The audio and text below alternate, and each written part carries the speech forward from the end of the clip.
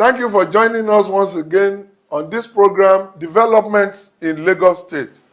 And today we are pleased to have in our midst a very special guest who is an expert in this direction. He was a journalist of repute and, as we speak, an associate professor of history with the Lagos State University. Ladies and gentlemen, join me to welcome on board Associate Professor HABEEB SANNI. Thank you very much. My prof, sir. Thank you. Thank you. Nice having you here. It's my pleasure. You're most welcome. Thank so you. much. Okay, Prof, we didn't bring you here for nothing.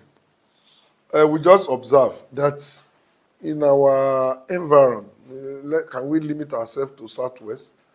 It has always been dispute upon disputes about chieftaincy issues, especially when it comes to ownership. We just saw what is playing out in Oyo State, Oyo Town, to be specific, and so many communities that's where cases have arisen of ownership disputes. We even have cases where lives were lost, a lot of violence played out. But the one that is most current now is the AJAH community, Lagos Central Senatorial District of Lagos State, where the Olumegbo family had just been favored as the Oba of, what's it called? Of AJAH. Is it Okun AJAH? Both. Both. AJAH and Okun AJAH. Of AJAH and Okun AJAH in Lagos State here. But there is other families, not excluding the Ojukpon and the Ogun Semo chieftaincy families, who are very much in dispute. And the argument has been that they have been the one occupying the land for decades, for centuries. And we saw on video members of that community coming out in their thousands to back the claim of this disputing family. But as we speak, Olumegbo is the one that is favored. Prof, we don't really, because sometimes you don't just jump to a conclusion without facts. As an historian, and incidentally a Lagosian, what is your take about this? Okay, let me start on a note of history. And I want to say that the founding of Lagos had been linked to two major sources. One, the Awori, led by Olofin Ogunfunminire. And later on, we mentioned the Benin forces who were led into Lagos during the era of one Oba Orebua. The Olofin was believed to have settled at different places, and at a later period got to Isheri Olofin here, and from there moved to Lagos Island, especially Edo, where he had about 11 children. Some said there are about 32, but today we can confirm that 11 of them are collectively known as the Dejo. One of these 11 is the Olumegbo, who is considered the eldest of the children of Olofin. It is important to note that all of these people, all of these children of Olofin, settled in different parts of Lagos and its environs. I didn't say Lagos State. I'm deliberate. So you have Ojora àti Jora, Oloto àti Oto, Onisiwo àti Tomaro, Oniru àti Iru, Elegushi àti Kate. All of them, just like that. Olumegbo was said to have settled around AJAH, and from his name, Ajaye. Of course, they said he was the first son of the wife of Olofin, who was also by that name, Ajaye. However, each of these people were initially around Edo until the Benin forces came to scatter them. So you saw some of them moving into the hinterland or into the water, the lagoon areas of Lagos, such that you have Oluwa àti Iwa. Like I said earlier on, Ojora was at Ijora. You have Onitolo at Itolo, very close to where you call Apogbon today. In fact, he's the owner of Apogbon, up to some part of Leventis along the marina. So you have all of these people occupying different places. However, by the era of King Ado, some of them were persuaded to, come around to Lagos because they felt cheated by the arrival of the Benin. But by the era of Agabaro, the second king of Lagos, he was able to group the Idejo into the second class of chiefs in Lagos traditional politics, such that the Oba himself and those of the chiefs that came, to secure his seat in Lagos constitute the Akari Igbere chieftaincy class, to which the Oba also belong. Then you have the Idejo, you have in the third category the Ogalade, then finally you have the Abagbon, who are the warriors or the defenders of the kingdom. By the era of Akinsemoyin, who was the third king of Lagos, things change about the Lagos economy. Some of those people that ran into the interior were encouraged because they had to come to the weekly Oseiga. Oseiga is the meeting of the chiefs and the king to deliberate on issues concerning the Lagos kingdom of that time. So those of them that lived quite far away were encouraged to come nearer, such that they can always attend that meeting. And it was from that, era that we had the Onisiwo leaving his territory at Itomaro, Takwabe, Snake Island, to come close to the Oba's palace, just in front of the Oba's palace. Then you have the Oluwatu leaving his Iwa and Apapa to come to the next the back of the Oba's palace. Although perception in Lagos is that these two families married into the Akinsemoyin's family, they took his daughters as wives, and from that period they became more of Lagos chiefs than in their community. It was also in that same period that Olumegbon had to leave his original homeland in that place and return to Lagos to be able to accept. Where was the original homeland? That is in the Etiosa area. Okay. AJAH and AJAH. That's the popular thing. And in fact, this is well, alluded to in Pafasinro's work, Political and Cultural Perspectives of Lagos, written in 2004.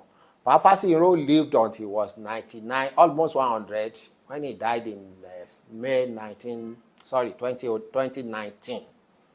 So he was almost 100 years. So he was a custodian sort of local history, well recognized, well known in Lagos circle. And he alluded to the fact that the original homeland of the Olumegbon was AJAH, and he left the place during the era of Oba Akinsemoyin to be able to to attend the Oseiga in Lagos. So the area where he settled is very close to the Oba's palace. Around it is very close to Idumagbo, but it's also part of what is called Iduntafa area and all that. So in this area, all of these areas were considered to be part of the Oba's palace in the past, but some of these lands were given to other chiefs to settle. We have, aside from Olumegbon, we have Saba. We have later on the Ogboni Idunta. And all of these people settled around the Oba's palace. And of course, we will agree with me that one of the nomen of the Oluwa is that Akosa, Makogun Oba, because he chose to live very close to the Oba's palace rather than being given the lagoon, or to the coast, So the perception is that Olumegbon, as the head, settled in AJAH and Okun AJAH. And I can confirm the fact that there was a judgment in the later part of the 19th century between the Ojomo of Ajiran and Olumegbon over land in that area.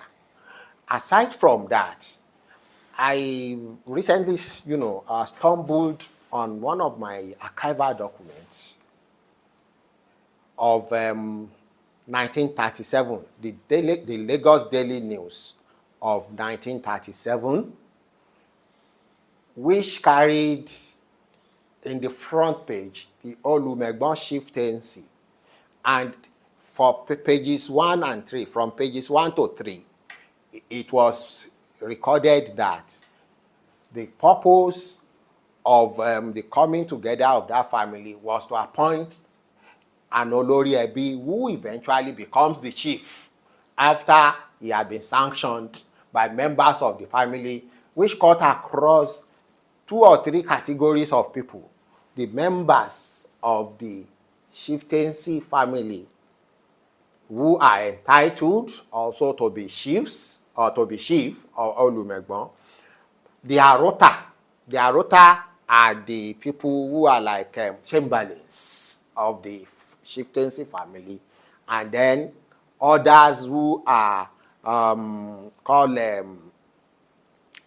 Alabagbe. All of these people, assembled on August 29, 1937 at the Olumegbon's palace, and the purpose of the assemblage was to appoint the Olori Ebi, which was done, and people were asked to show their displeasure or otherwise, and nobody actually raised his or her own hand that he was not satisfied with the person that was so chosen.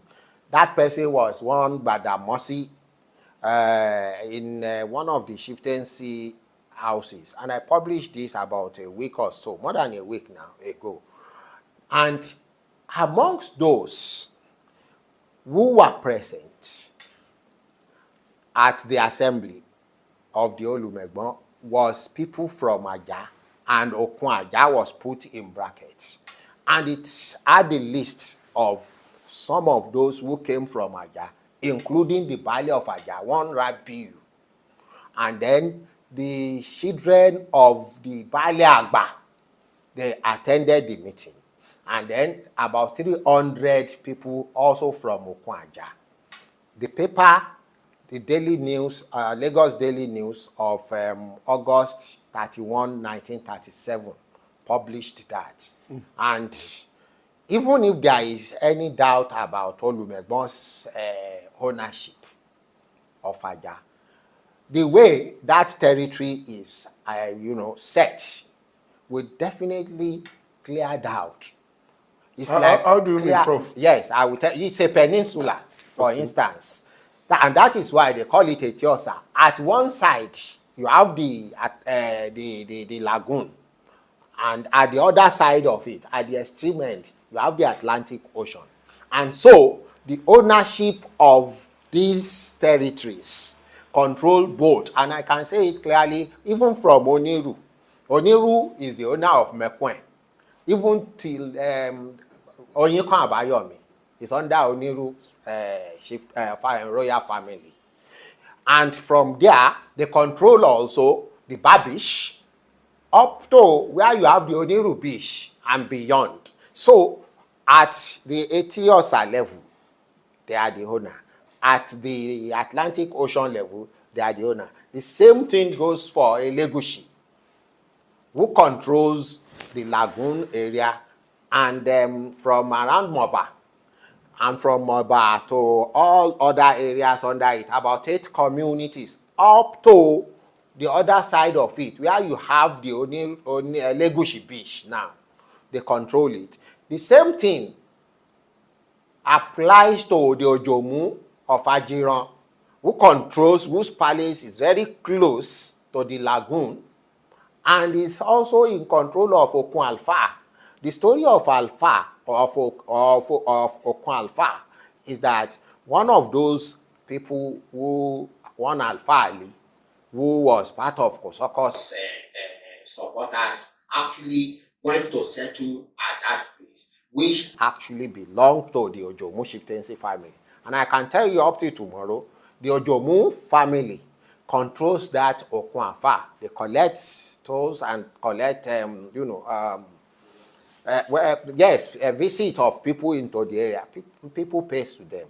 So in the case of the AJAH people, it is not new. They have been they have been in courts severally. I could recall in 2004 when I was made a member of the AJAH Chieftaincy Tribunal concerning the Kosokos family disputes. There was also a tribunal, a judicial tribunal of inquiry in the case of AJAH, headed then by one Justice Adelaja, if I'm not mistaken, retired.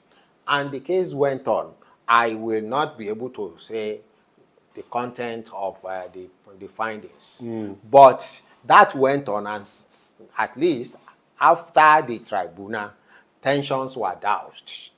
But and the former chief, Olumegbon, seized the opportunity, perhaps of maybe the victory that I cannot really say now, to build the palace very close to where you have the flyover now in AJAH, a massive palace for that matter. And he was at the verge of, converting from a chief to a king when he eventually passed on. So the family took up the responsibility, and I know of one of our own senior colleague in LASU who wanted to be Olumegbon of Lagos. But at the end of it, when when the news got to these people, then there was a hulabaloo again over the ownership of the place. But if we don't know anything at all, Papa Fasinro published a book in 2004 which asserts that Olumegbon is the owner of AJAH and Okun AJAH. Beyond that, the newspaper that I've also mentioned also asserts the fact that at the selection of Anomoye in 1937, there was the presence of an AJAH Baale named Rabiu, and aside from him, there were at that meeting children of the previous Baale. They put their name, Baale Agba, Omo Baale Agba. They put their names. That to some extent could have, assert the fact that the Olumegbon family have a stake in AJAH. In fact, Papa Fasinro indicates that successive Olumegbon have been buried in AJAH, but there are arguments that it was only the last, but the second to the last that was buried. One Chief Califo was the only one buried in AJAH. If they do not belong to the place, why did you allow them to be buried there? That should be a question we can raise. Aside that also, there are other archival documents. I can't remember the full name of the district officer of the area now, who in 1949 also indicates that the people that settled in that area mentioned their names. He mentioned Elegushi, Ojomu, and of course mentioned Olumegbon. Left Lagos Island, according to them, as a result of the Benin's invasion to settle in this area. And if we look at the Benin's invasion in Lagos, it has been linked to one Oba Orogbua, who was king of Benin around 1550. Of course, he may have come much after his installation, such that by around 1603, Lagos has fell under the sway of Benin's suzerainty. So, if we cannot pinpoint a particular date for the movement of these people into the Etiosa area, we can say that from around 1600, they have settled there. Okay, Prof, before you continue, we would like to speak for the other side. Okay. I'm talking of the Ojukwu and Ogun family now. Yeah. What will you, from the benefit of history, what would you allude to responsible for their own claim to this land? What is it that they are also looking at Well, that make them feel that they are the rightful they are owner the of rightful the place? owner of the place. Well, there is a Yoruba adage that tí ẹrú bá pẹ́ nílé, ó máa ń bú alájọbí. I am sorry if they will not take offense against that. But beyond that, if we have over time the Ojomu as a king, we have later on, we have the Elegushi as a king. These are the chiefs who were in their respective areas in You know, that you area. said Now, Olumegbon yes, didn't stay. yes, He didn't stay put in yes, Nigeria. He yes. came back to He Lagos. moved to Lagos. Couldn't that have provided an That is where I'm avenue? still going. I will get there. That all of these other ones, in fact, they were also in Lagos. You understand?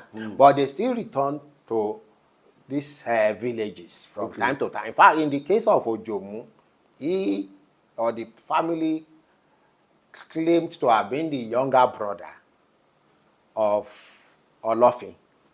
So they were able to move from Edo as a result of that Benin's invasion, and they moved into that area. Okay, so but we can talk of the Olumegbon's case because it was said that the Olumegbon got into Lagos during the reign of Oba Akinsemoyin, and because Lagos was a bit more conducive and more of a cosmopolitan area, he preferred to stay in that area. Of course, as the head of the Idaho group, haven't stayed for too long in that area, he probably left the control of the land in the hands of these people who now try to claim ownership of the area. Perhaps because they have been the one in charge of dispensing the landed properties over a long period. And in the recent of it, they can claim ownership. But what we can say is that claiming ownership must also recognize their suzerain, who in this case may be the Olumegbon. And the best that can happen is for the two, disputing groups to come together and find a suitable means of running the affairs of that area. I could recall that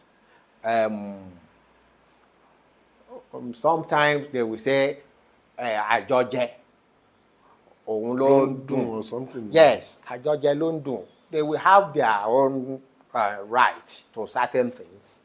Why the Olumegbon will be? Yes, I love you mentioning that, because I was going to say that the sophistication of the land along that axis might have triggered, Yes. were it to be a valueless area, we probably would not hear all this dispute. Yes, that is the situation, sir.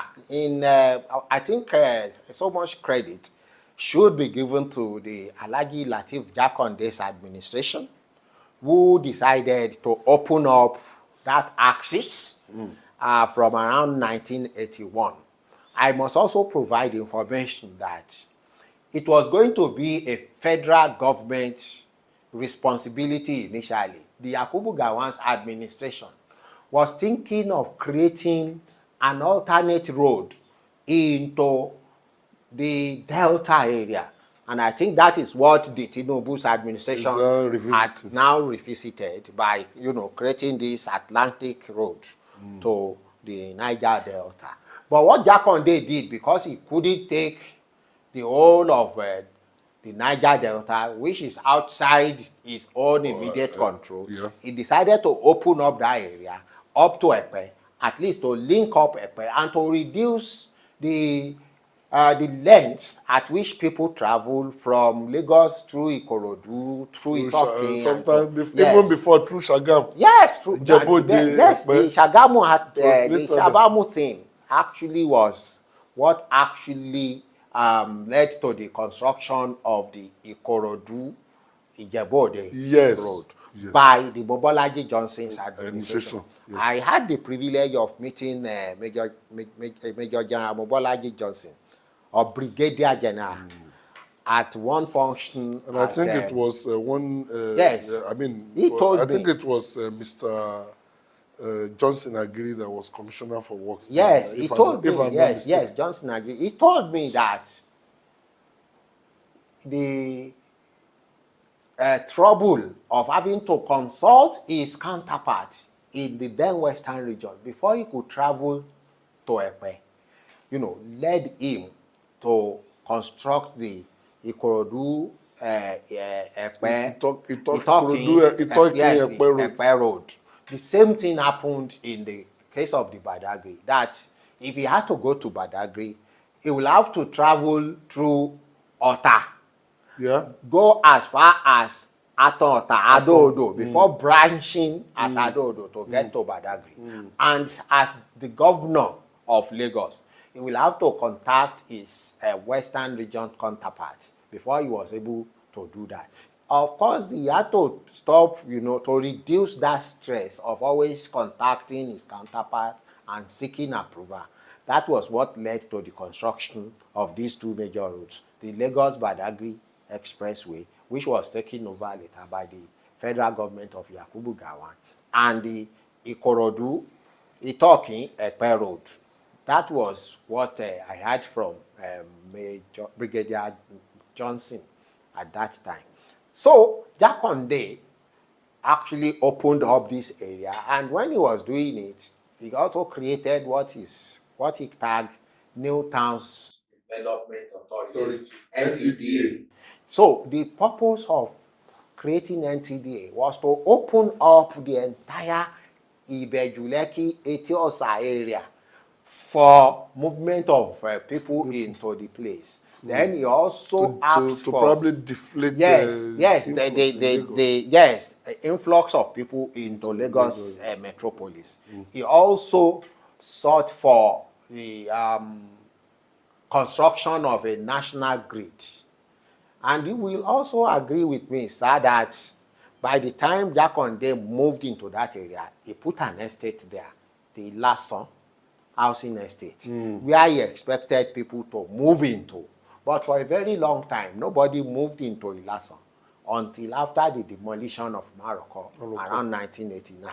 So Maroko's demolition now provided the impetus for people that were displaced at that point to move first as unlawful squatters into Ilasan, which is now under Elegushi chieftaincy family, and I think they have taken control of it. We cannot see what Jakonde put in place. So this is different from the normal Jakonde estate buildings. The one at what's that bus stop? It's towards Chevron side. No. Regular Jakonde building. The one you are saying is different from that. It's at Ilasan. Okay, that's the name of the place. Yes, it's at Ilasan. He constructed that at Ilasan. At that time, there was no electricity in the entire area. So Jakonde actually opened up that area, such that by 1984, when it was commissioned by the administration of Bola Omudashiru, the extent of what was to be there was, laid bare by the commissioner for works at that time. I can't remember the name. So it was Jakonde that opened up that area, and from that period, people started moving, especially after 1989, when the Ojomu moved into the place, when the Elegushi moved into this place, when the Oniru, all of them moved into their own respective. What about the Olumegbons then? Olumegbon remained in Lagos. Because there was an interregnum after the death of Chief Califo in I think early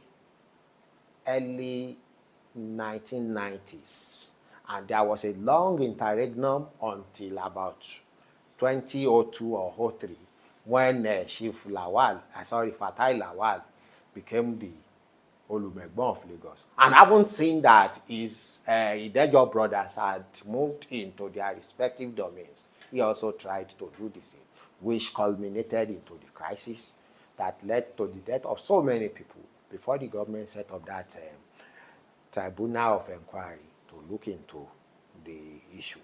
So, from my deduction in all this is that one way or the other, this Ojukon family and Ogunshemo, they are stakeholders of sorts.